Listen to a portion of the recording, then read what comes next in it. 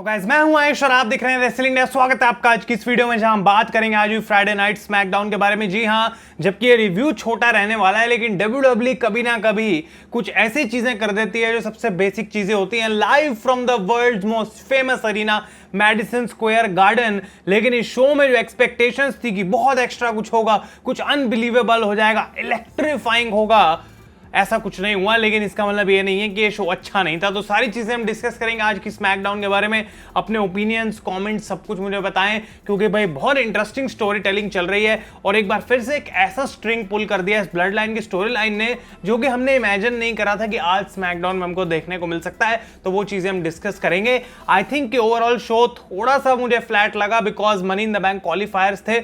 उसके अलावा और किसी स्टोरी लाइन में कुछ इतना खास प्रोग्रेस हुआ नहीं, लेकिन तब भी it was a very decent show.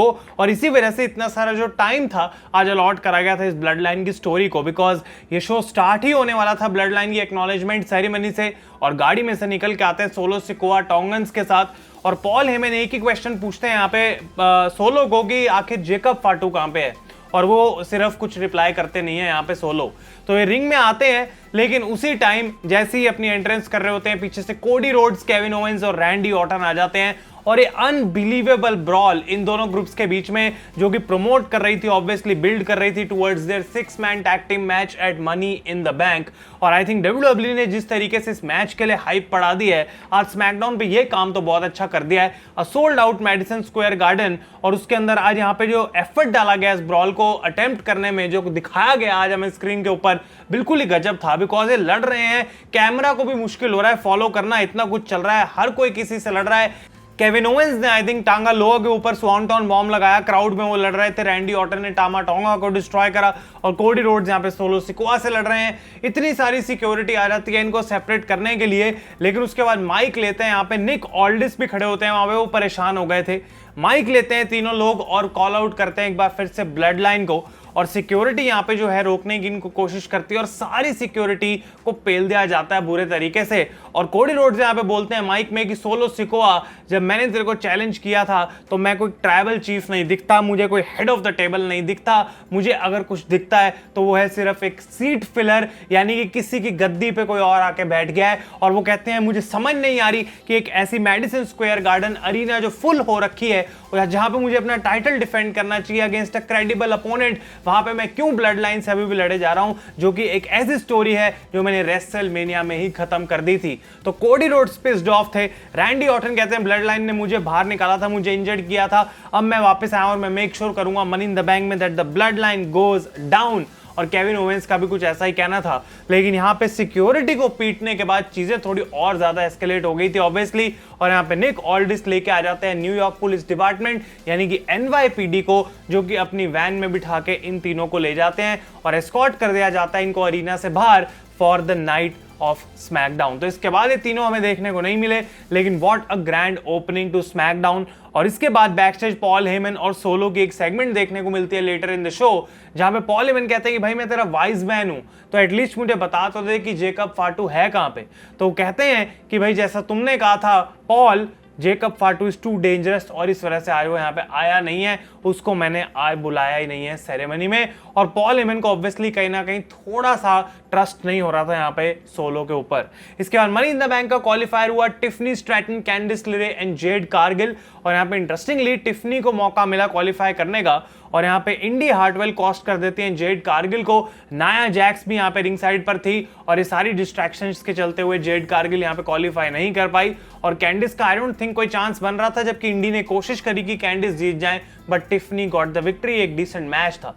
इसके बाद LA Knight versus Logan Paul versus Santos Escobar, एक और money in the bank qualifier match. और यहाँ पे न्यूयॉर्क के बास्केटबॉल प्लेयर, न्यूयॉर्क निक्स के जेलन ब्रंसन रिंग साइड पे थे, लेकिन लोगन पॉल इंडियाना पेसर्स के प्लेयर टायरीस हैलिबर्टन को अपने साथ लेके आ जाते हैं, क्योंकि उन्होंने न्यूयॉर्क निक्स को मैडिसन स्क्वायर गार्डन में ही हराया था, और ये one of the best players थे उस गेम के। तो ये इसके पीछे की स्टोरी थी। ऑब्वियसली लोगन पॉल अपने साथ एक और हील को ले आए, ताकि उनको और हील जो है वो रिएक्शन मिले क्राउड की तरफ से। और ये बहुत ही ज्यादा अच्छा मैच था एक्चुअली, ट्रिपल थ्रेट अगर मैं बात करूं। और एक पॉइंट ऐसा आता है जहां पे हैलिबर्टन को लोगन पॉल बोलते हैं जाके लेके आ मेरी ब्रास नकल्स, लेकिन वो कभी यूज नहीं हो पाती, बिकॉज जेलन दूसरी तरफ से, यानी कि दूसरा बास्केटबॉल प्लेयर रोक लेता है उस चीज को होने से। और जबकि लोगन पॉल ने सारे अपने टैक्टिक्स यूज करने की कोशिश करे, एट द एंड वो रोल अप करके भी हराने की कोशिश करते हैं LA नाइट को, जब LA नाइट अपना BFT फिनिशर लगा देते हैं सैंटोस एस्कोबार पे। लेकिन इस बार वो टैक्टिक काम आया नहीं और LA नाइट ने ही रोल अप रिवर्स किया, खुद का रोल अप बनाया and he actually pin Logan Paul यानी कि यूनाइटेड स्टेट्स चैंपियन को to qualify for money in the bank. तो जो लास्ट वीक बोला था LA नाइट ने कि वो करेंगे, उन्होंने करके दिखाया। पहले आज एम्बैरेस किया लोगन पॉल को, अब वो मनी इन द बैंक भी जीतने का प्रॉमिस कर रहे हैं और अगर वो जीतते हैं, वो लोगन पॉल पे ही कैश इन करना चाहते हैं, तो एक बार फिर से एम्बैरेस करेंगे उनका टाइटल छीन के। तो ये चीज काफी इंटरेस्टिंग है। इसके बाद तीसरा money in the bank qualifier match देखने को मिला नयोमी इंडी हार्टवेल और ब्लेयर डेवनपोर्ट के बीच में, और यहाँ पे एकदम से हो गई वो कार्मा इज अ बिच वाली बात, बिकॉज जेड कारगिल ने इंडी हार्टवेल को ये मैच कॉस्ट कर दिया। और नयोमी, जिनको ब्लेयर डेवनपोर्ट ने बैकस्टेज बोला था कि तुम तो आज जीतोगी नहीं, कोई चांस नहीं है तुम्हारा, उनको भी यहाँ पे स्वाद चखा दिया, because नयोमी is actually winning and she is qualifying for money in the bank. तो ये 3 क्वालिफायर मैचेस थे and those were the only 3 matches जो आज हमें स्मैकडाउन पे देखने को मिले। इसके अलावा बैकस्टेज प्रिटी डेडली का रिटर्न हुआ और हमें देखने को मिला कैसे स्ट्रीट प्रॉफिट्स एक मैच चाहते थे अगेंस्ट द ब्लड लाइन, लेकिन निक ऑल्डिस कहते हैं भाई ऑलरेडी इतनी केओस हो चुके हैं कि आज वो पॉसिबल ही नहीं है और मैंने मेन इवेंट का जो सारा टाइम है वो अलॉट कर दिया ब्लड लाइन की एक्नॉलेजमेंट सेरेमनी को। तो ये चीजें हुई आज स्मैकडाउन में, लेकिन मेन इवेंट पे अब हम आते हैं जो कि था the blood line acknowledgement ceremony. और यहाँ पे सोलो सिकोआ आते हैं टोंगन्स के साथ एक बार फिर से और रिंग में खड़े होते हैं पॉल हेमन। और पॉल हेमन इंट्रोडक्शन देना स्टार्ट करते हैं, लेकिन उसी टाइम पे सोलो सिकोआ उनसे माइक छीन लेते हैं और कहते हैं कि before you move on Paul Heyman, मैं इंट्रोड्यूस करना चाहता हूं अपने खुद के एनफोर्सर को, mind the words enforcer Jacob फाटू। तो उन्होंने झूठ बोला पॉल हेमन से कि वो यहाँ पे नहीं है, जबकि वो यहाँ पे थे, लेकिन अलग से उनको वो एक एक्नॉलेजमेंट देना चाहते थे, इनवाइट करना चाहते थे, एक स्पेशल ट्रीटमेंट देना चाहते थे। और पॉल हेमन को बहुत अजीब लगी ये बात कि क्यों मुझसे तुमने ये चीज छुपाई। और उसके बाद सोलो सिकोआ माइक लेके खड़े होते हैं, सारे उनको देख रहे हैं और एकदम से वो बोलते हैं एक्नॉलेज मी, और पॉल हेमन की जो है रोना निकल जाता है, शॉक हो जाते हैं वो, आखिर तूने ये बात क्या बोल दी।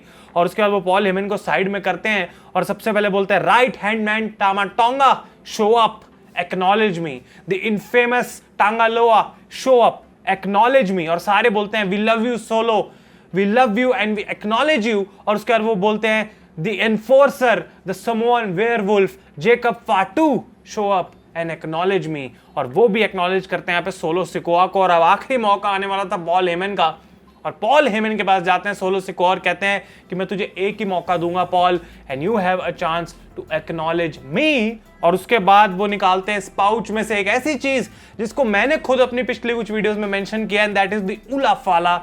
माय गॉड, वो निकालते हैं और पॉल हेमन को कहते हैं you have to acknowledge me as your tribal chief. और पागल हो जाते हैं पॉल हेमन यहाँ पे कि तू कैसा कर सकता है, तेरे को उला फाला दी किसने, वो मिली कहां से तू ये छीन के लाया है। रोमन रेंस किस सिचुएशन में है, 100 क्वेश्चंस चल रहे होंगे पॉल हेमन के दिमाग में, लेकिन उनको फोर्स किया जाता है इस चीज को करने के लिए। उनके हाथ में उला फाला दी जाती है कि वो सोलो को पहनाएं और उनको क्राउन करें ट्राइबल चीफ। लेकिन आई डोंट थिंक कि पॉल हेमन ऐसा करने वाले थे, लेकिन वो बोलते हैं I acknowledge that you are not my tribal chief. और जो इरप्ट हुआ मैडिसन स्क्वायर गार्डन इस मोमेंट के लिए, जो सोलो सिकोआ के चेहरे पे इंप्रेशंस था, ये वो फेशियल एक्सप्रेशंस वाली नॉस्टैल्जिया वापस लेके आता है ब्लड लाइन की सेगमेंट्स में से। अनबिलीवेबल परफॉर्मेंस यहाँ पे सबकी थी। और इसके बाद तो भाई डिस्ट्रॉय होना ही था। पॉल हेमन ने उनको समोन स्पाइक मारा, सोलो सिकोआ ने फ्लाइंग हेडबट मारा टॉप से यहाँ पे जेकब फाटू ने, और उसके बाद अनाउंसर्स टेबल को निकाला और अनाउंसर्स टेबल के ऊपर शील्ड का ट्रिपल पावर बॉम्ब लगाया पॉल हेमन के ऊपर और डिस्ट्रॉय कर दिया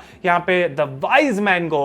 और साथ के साथ सोलो सिकोआ जो हैं उनको क्राउन कर दिया गया as the tribal chief by the enforcer Jacob Fatu, because ये उला फाला जो है उनके गले में डाल दी जाती है और वो उनकी फिंगर्स चली जाती हैं ऊपर एक्नॉलेजमेंट में। और SmackDown goes off the air as the crowd as Madison Square Garden chants FU Solo. Unbelievable यहाँ पे सेरेमनी देखने को मिली। ऑब्वियसली हम एक्सपेक्ट कर रहे थे जिमी ऊसो आ सकते हैं, कुछ भी हो सकता है पॉसिबिलिटी, लेकिन this is a great angle because अगर पॉल हेमन को वाइज मैन नहीं बनाया गया और ये सारे नए नए लोग आ गए हैं, राइट हैंड मैन मिल गया, एनफोर्सर मिल गया, सब कुछ मिल गया, तो क्या अपना खुद का कोई वाइज मैन भी अब लेके आने वाले हैं solo Sikoa? That is the biggest twist in the story जो मैं अभी फिलहाल सोच रहा हूं, लेकिन उसके बारे में हम डिटेल में बाद में डिस्कस करेंगे गाइस। अगर आपको रिव्यू अच्छा लगा, स्मैकडाउन अच्छी लगी, अपने ओपिनियंस में कमेंट्स में जरूर बताएं क्या बेस्ट था क्या वर्स्ट था आज के शो में आपके लिए। तब तक के लिए thank you so much for watching. Like button दबाना ना भूलो, please subscribe because the content keeps getting better on wrestle India. तब तक के लिए thank you so much for watching. मैं हूं आयुष और आप देख रहे हैं रेसल इंडिया।